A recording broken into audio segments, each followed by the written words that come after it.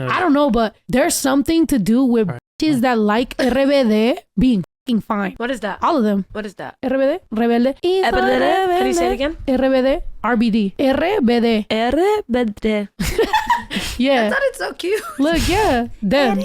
So girls that watch this novela growing up, is that a soap opera? yeah. Why do they look so white? That's why I'm trying to show up to that show. Yeah, because Mexicans, they be doing that. Anaí, I did a bar about they Anaí. look so white. This was showing to you guys when you were kids. Yeah, colorism in Mexico is real.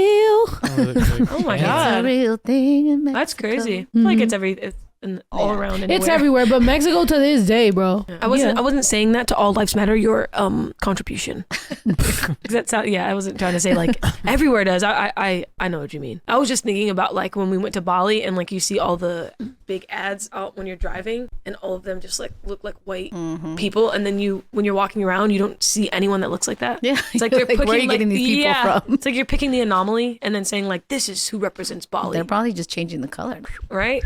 Editing. But that's how it is like in Mexico too. Yeah. But then again, like for example, like where my mom's from, most people are light skinned. Like that's just, northern Mexico, like they're like that. So it's like then you go to southern Mexico, but it's like it's very true that colorism, it just sucks. Like and it's weird because I grew up, I guess because my dad was darker, like I grew up like really resenting that shit because I think because my mom overdid it on the European shit.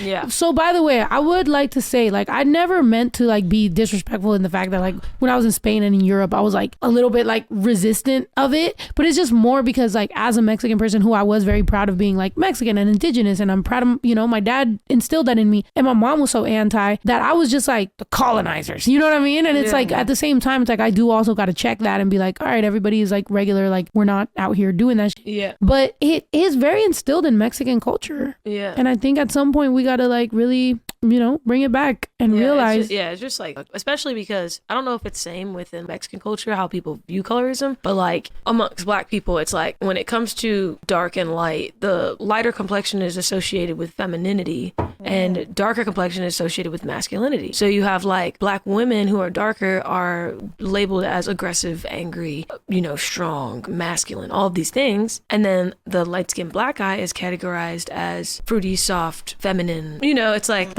even with the whole thing with like with Drake, the 21, can you do something for me? It's like they associate those things with him because he's light skinned. Like they remember on Twitter where you'd be like light skinned niggas be like, and it's like the most like, or how light skinned niggas be laying on the bed. It'd be like them twirling their feet and like sucking a lollipop and shit.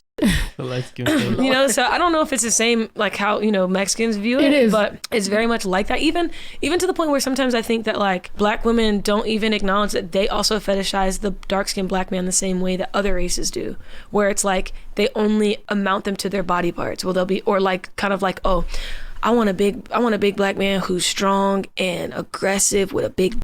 It's like, huh? Like you literally just sounded like the next white girl that's talking about like, oh, I just want to have some fun. Like, I don't know, like sometimes I think that Black women do that same thing. Like they put Black men in a category that not all Black men are like. And same thing with light skin. It's like this, what I'm saying? Like we just put everybody in these boxes and shit. But I don't know. I was just curious if it's similar within like how Mexican people view lighter and dark skin. I think though sometimes that reaction to light skin is the reaction to it though. You know what I mean? Because I feel like for a long time it was so what you wanted, in colorism, if you really think about it everywhere. It's like everybody wanted to be light skin. Everybody wanted to be, whatever. That now it became a joke to like joke on light skin people be like this. Because sometimes my mom like will say something, I'll be like, you're acting like a Karen, or like you're acting white, or you're acting whatever. So it's like, but that's a reaction to something that, for example, my mom, her whole life has been looked at as güerita, or like she's what you wanted. Like the reason that somebody would want a lighter skinned woman was because they thought that was like the peak of like the best. Exactly. So then like when being closer to how close can we get to being white? Exactly. So then people, I feel like,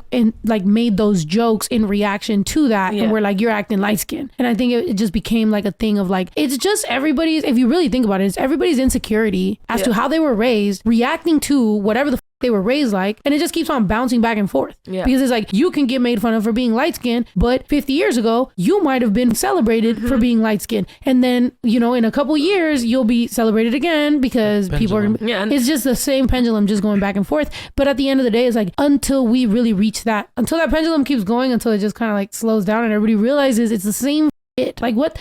There's so many, like we were talking about, the DNA. It's like there's so many characteristics in every single fucking person that you might meet a light-skinned person, you know, that acts more like what you thought a dark-skinned person would act like, or a dark-skinned person that acts more like what you thought a light-skinned person. Like you don't know, and you don't get to blame it on signs, skin color, ethnicity, race, nothing. You just gotta be like, bro. Plus, mind you, you might meet a person that is perfect and you fuck them up. You don't get to blame it on them because literally you did some foul, weird ass shit and you just fucked up this person. So it don't matter how perfect they were or whether they were light or dark or tall or short or whatever ethnicity or race. Everybody go to therapy.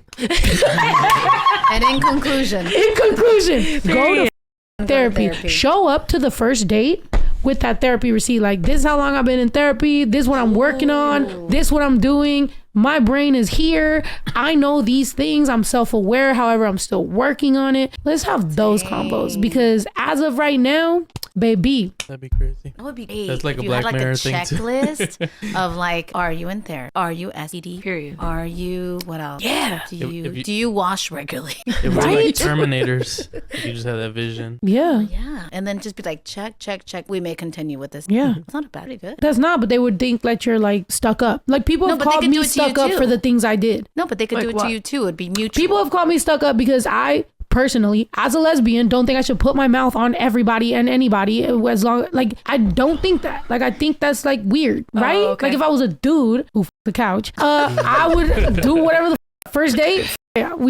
I'm gay. Like, so there's a few things I'm gonna do. I don't want to do them right away. I want to get to know you a little bit and be like, yo, I have standards. So maybe it might take me like a year until you stop lying about your body count. And then when you really tell me the truth, then I might decide whether or not I want to put my mouth on you. Yeah. That doesn't make me like think I'm better than you. Yeah, that doesn't make me like that. First of all, that doesn't make me Prude. like think I'm better than you, and that doesn't make me corny. That just makes me be like, I knew you was lying from the first day. I got discernment. You ain't about to get these lips on your lips. Yeah. However, there might be somebody else who I'm like, yo, I don't think this is lying. And that might take a little bit on their lips. You feel me? I don't know. Like that might, you know, but it's like you just gotta like know. But sometimes you don't know because people is liars. Sometimes you know. Sometimes you've been known. You was pretending you don't know. Mm-hmm. Sometimes you know, but you tell yourself you don't know. Speaking of new. God, that is fine. She's still fine to this god day. I would CGI kiss with her in any movie. Bro, what? You don't want to kiss me and we got to CGI this? I'll do it. What? That's so funny. You're hilarious. I'm trying to think about what you said because my brain is trying to think about, I was going to say something and now I can't think of it. That's why I was like trying to, I keep forgetting that we're recording though. So that's why I'm like, damn, I probably look crazy as daydreaming like I'm well, just like, shut the up so I can think. Esa niña no se aguanta. Quiere todo porque el pussy sabe a Fanta. Si la dejas por pendejo se te casa. Dale todo, dos de lengua y una horchata. Si te alcanza, I'm the shit, huh? Are you catching what I'm throwing for?